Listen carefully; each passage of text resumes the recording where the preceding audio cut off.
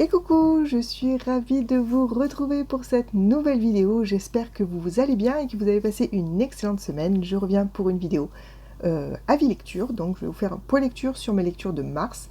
Pas toutes, puisque je vais vous parler uniquement de 4 lectures pour essayer d'avoir une vidéo qui ne dure pas très longtemps, parce que je sais que les avis lecture sont malheureusement les vidéos qui marchent le moins. Alors je ne sais pas pourquoi, ça a perdu en, en intérêt, j'imagine. En tout cas, moi j'aime toujours les faire, donc je continue à vous les faire. Par contre, j'essaye de faire en sorte qu'elles soient un petit peu plus courtes pour que vous ayez le temps de le mettre dans votre planning peut-être, et que voilà, ça soit peut-être plus digeste. Voilà, bref, dans les 4 lectures que je vais vous présenter, il y en a une, ça sera carrément la saga que j'ai lue en entier, dont je vais vous parler. Donc je commence tout de suite par celle-ci, c'est la saga McCorbin, qui est écrite par Anne Bishop. Il y a 5 tomes. C'est sorti aux éditions Bragelonne entre 2014 et 2018, donc c'est une saga qui est un petit peu ancienne. Et je les ai enchaînés, je les avais tous en e-book, donc c'est pour ça que j'ai pu me les enchaîner plus facilement. Je vous dis le résumé du tome 1. McCorbin est une Cassandra Sang, une prophétesse de sang, capable de prédire l'avenir lorsqu'elle s'incise la peau. Une malédiction qui lui a valu d'être traitée comme de la viande par des hommes sans scrupules, prêts à la taillader pour s'enrichir. Mais aussi un don qui lui a permis de s'échapper et va la pousser à chercher refuge chez les autres, là où les lois humaines ne s'appliquent pas. Même si elle sait, grâce à cette vision, que Simon Wolfgard causera également sa perte, car si le chef des loups est d'abord intrigué par cette humaine intrépide, peu de choses la séparent d'une simple proie à ses yeux. Donc, sur ces 5 tomes, je vais, comme d'habitude, vous parler d'abord des points négatifs, je vais y arriver, pardon, et ensuite des points positifs, principalement, que j'ai trouvés sur cette saga. Au niveau des points négatifs, je suis un petit peu déçue par la fin, pas dans le sens pour nos 2 protagonistes principaux, parce que vraiment, la fin leur est plutôt consacrée, mais surtout pour tous les autres personnages, parce que j'ai trouvé que du coup, on laissait tomber un petit peu tout ce qui s'était passé, enfin, l'avenir potentiel de tous ces autres personnages. Voilà, je trouvais qu'on clôturait plutôt bien la saga pour les 2 personnages principaux, mais que c'était un petit peu, qu'il me manquait un petit quelque chose pour les autres personnages que j'ai beaucoup aimé. Donc ça, on en vient au point positif. Vraiment, les personnages de cette saga, on n'apprend pas forcément beaucoup de choses sur le world building de chacun, mais ils sont quand même super attachants, tous autant qu'ils sont. Moi, j'ai beaucoup aimé tous ces personnages. Il y en a beaucoup. Il faut aimer vraiment les sagas avec beaucoup, justement, de personnages. Là, il y en a beaucoup. Et moi, ils ont tous un peu leur particularité, tous leur personnalité. Et ça, j'ai vraiment, vraiment adoré. J'ai particulièrement aimé Meg, qui subit des traumatismes. Donc, comme vous voyez dans le résumé, je ne vous spoil pas en vous le disant, elle a été utilisée pendant toute son enfance, toute sa jeunesse, et donc elle a une espèce de fraîcheur, de naïveté quand elle arrive chez les autres, et voilà, ce personnage qui arrive malgré tout à être bienveillante, alors qu'elle a de gros traumatismes, et aussi parce qu'elle a quand même un don qui est, on peut le dire, assez handicapant. Et donc, voilà, malgré tout ça, c'est un personnage qui apprend et qui voit les choses plutôt de façon positive. Enfin, voilà. C'est vraiment un personnage que j'ai beaucoup aimé. On n'a pas forcément l'habitude de lire des romans, surtout qu'il est présenté comme de la bitlit.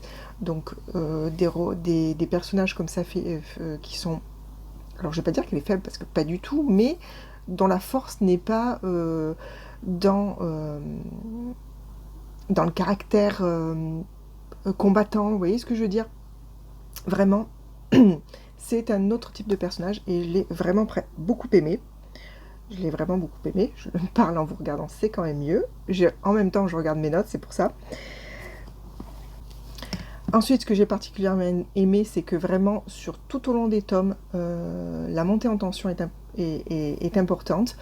Chaque tome a une mini-résolution sur des petits passages, des petits intrigues, on va dire, mais il y a une intrigue générale, et donc cette intrigue générale monte en puissance tout au long des tomes, principalement des 4 premiers tomes. D'ailleurs, le tome 4 est vraiment celui que j'ai préféré parce qu'on arrive à un point culminant par rapport à la tension générale.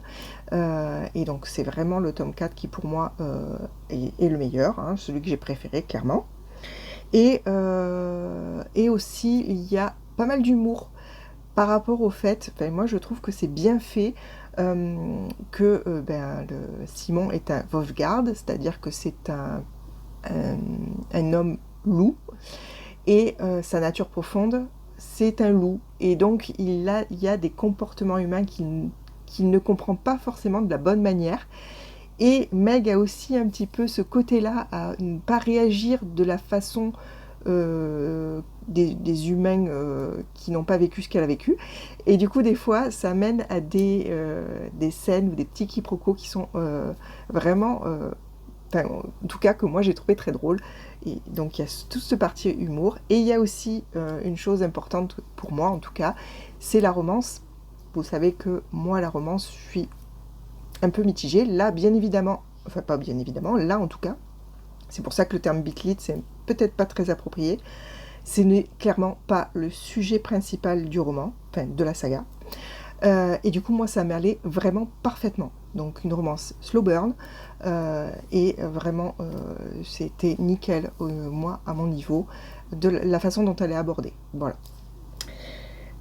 C'est tout pour cette première présentation. Je vais ensuite vous parler d'un autre roman que j'ai beaucoup aimé. En fait, il faut savoir que quand même le mois de mars a été le mois de très bonne lecture. Il n'y en a qu'un seul, donc je vais vous parler, qui m'a un petit peu moins emballé que les autres, mais en tout cas, c'était quand même une bonne lecture, donc vous allez voir. Là, celui dont je vais vous parler, je l'ai beaucoup aimé, et pourtant c'était mal parti. C'est Code Ardent de Marge Nantel, qui est sorti en 2024 chez Nemos. Dans un futur proche, notre civilisation n'est plus que l'ombre d'elle-même. De la technologie ne subsistent que des vestiges précieusement conservés par des villes fortes surprotégées. Quand la forteresse d'Albi tombe, une équipe de convoyeurs recueille l'unique survivant, un garçon étrange, super entraîné, sans aucune conscience de lui-même, censé retrouver le mystérieux prieur qui cristallise toutes les convoitises de cette partie du monde. Démarre alors pour eux un road trip survolté, hérissé de flingues et de carrosseries chauffées à blanc. Seul leur talent à passer entre les balles et leur indéfectible amitié peuvent les conduire au bout de la route. Mais que cache le prieur ? L'humanité apprendra-t-elle de ses erreurs ? Donc on est sur un post-apo, et on se retrouve embarqué avec une équipe de convoyeurs. Donc on est sur les routes, on est sur un road trip de poussière et de batailles, de poursuites, etc. C'est vraiment un super roman. Alors, côté négatif, j'ai eu beaucoup de mal à rentrer dedans. Il faut vraiment s'accrocher au départ. Il y a pas mal de personnages qui sont tantôt nommés par leur prénom, tantôt par leur surnom. Donc déjà, il faut arriver à raccrocher les wagons sur qui est qui. Ensuite, il y a une espèce de jargon qui a été créé au fil des années dans cet univers post-apocalyptique. Donc un mélange d'argot, de mots, comment j'ai noté ça, d'injures, de métaphores, etc. Enfin voilà, c'est un petit peu complexe. Et au début, vraiment, je me suis dit, mais je comprends rien en fait. Je comprends pas quand ils se parlent, je comprends pas. Et en fait, petit à petit, on s'habitue à cette façon de parler, sachant qu'il y a 2 points de vue. Donc celui d'un des convoyeurs et celui du jeune homme qu'il récupère à Albi. Donc 2 personnages qui sont diamétralement opposés. L'un donc parle dans cette espèce de jargon, l'autre a une diction tout à fait classique. Et voilà, donc on surfe entre les deux, mais voilà, il faut passer un peu ce cap. Et après, on est dans un Mad Max un peu revisité, hein.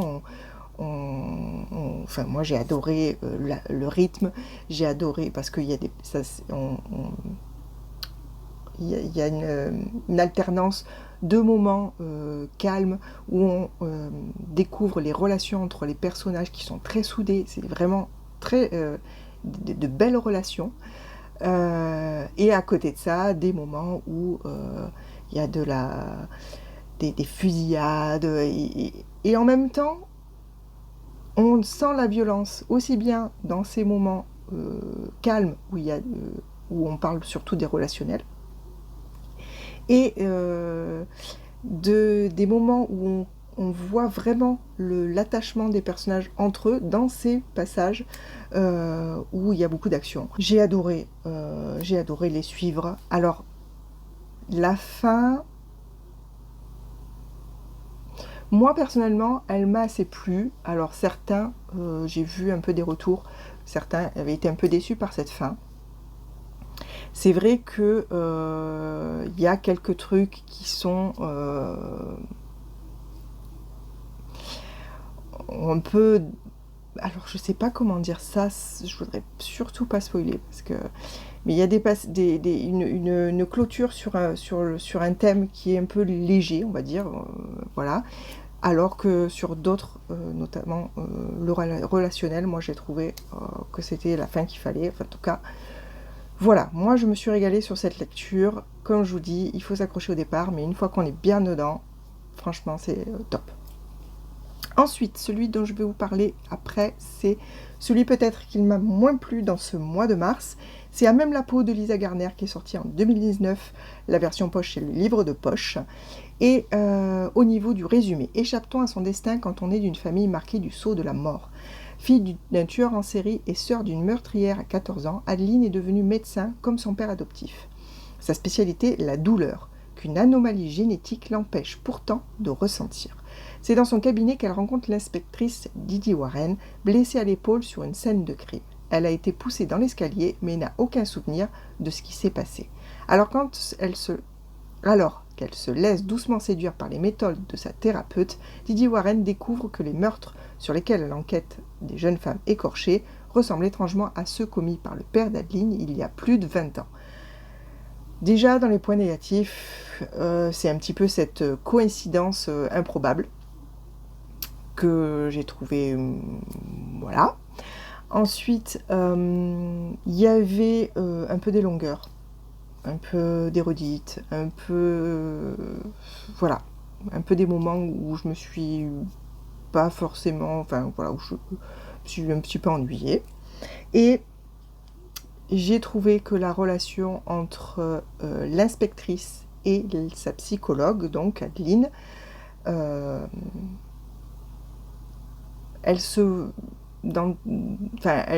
est trop rapide en fait. Voilà. Alors je vous dis pas quel genre de relation elles ont ou elles vont avoir, mais en tout cas pour moi, j'ai trouvé que c'était un petit peu trop rapide. Et quant au fin mot de l'histoire,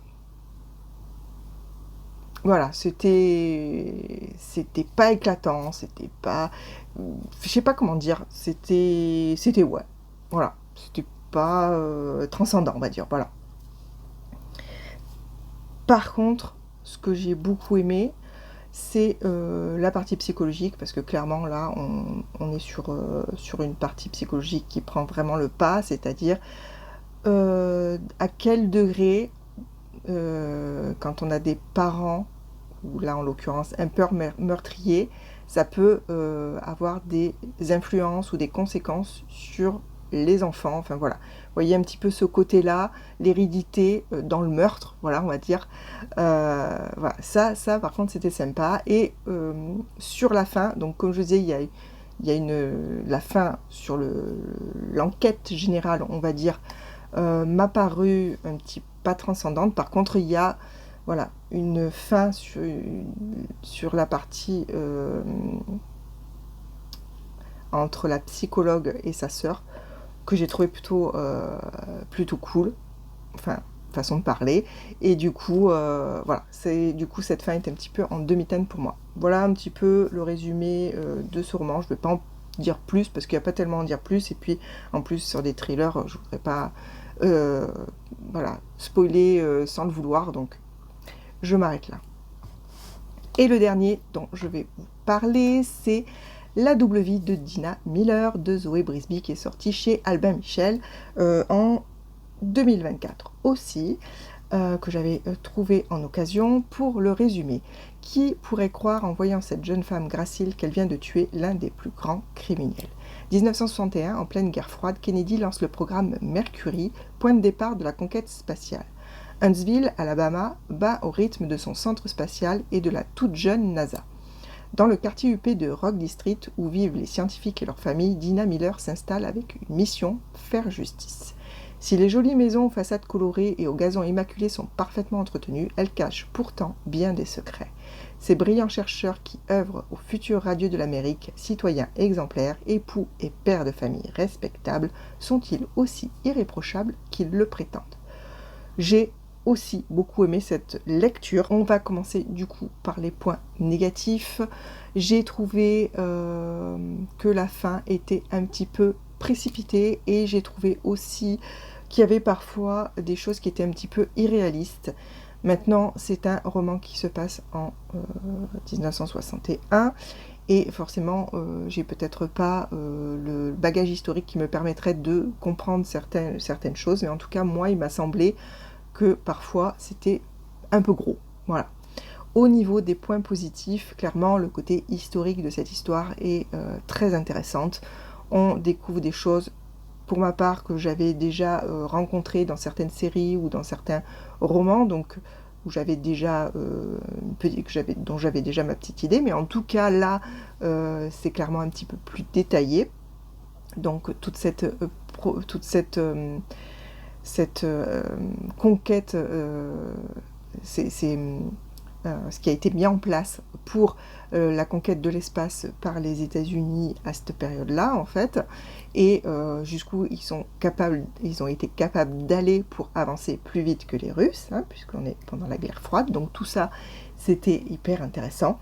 Et du coup, on en vient aux autres côtés positifs de l'histoire, c'est-à-dire que il y a un petit peu cette réflexion sur est-ce que le passé d'une personne définit qui il est et jusqu'où on peut aller pour pardonner, on va dire, ou pour, ou tout au moins donner une deuxième chance, etc. Donc il y a quand même ce côté de réflexion qui était très intéressant. J'ai beaucoup aimé le personnage de Dina, qui est aussi qui est là pour de bonnes raisons. Donc il y a toute son histoire à elle qui rentre en jeu et en ligne de compte par rapport à ce qu'elle fait et pourquoi elle le fait. Et donc on doit découvrir tout ça et jusqu'où ça peut mener en fait. Voilà, tout ça c'était hyper intéressant. Moi j'ai beaucoup aimé tous ces côtés-là. Et voilà, c'est tout ce que j'ai noté sur mon petit carnet. Donc on va s'arrêter là pour cette vidéo. J'espère qu'elle vous aura plu. N'hésitez pas à venir me dire ce que vous avez pensé de ces romans si vous les avez lus ou s'ils vous tentent, ou venir en discuter si vous les avez lus. Hein. On peut en discuter en message privé sur Instagram par exemple. Certains romans comme par exemple Meg Corbin ou Code Ardent, ou même à même la peau, mais ça on s'en doute parce que c'est un thriller, mais les deux autres un peu moins, il y a des triggers qui sont pas forcément notés dedans puisque c'était des... Enfin je crois pas, Code Ardent je l'avais en e-book, je crois pas en avoir vu, et peut-être ils y sont. En tout cas voilà, si vous avez des triggers et que vous trouvez pas l'information sur ces romans, n'hésitez pas à venir me demander, voilà, je vous dirai sur quoi il faut se méfier. Voilà, je m'arrête là, comme d'habitude, venez discuter en commentaire, mettez un petit pouce en l'air si ça vous a plu, n'hésitez pas à vous abonner si ce n'est pas déjà fait, en tout cas vous savez que ça fait vivre la chaîne, donc je vous en remercie infiniment. Et voilà, je vous dis à très bientôt, je vous souhaite de passer une très bonne semaine et je vous fais plein de bisous. Allez, bye!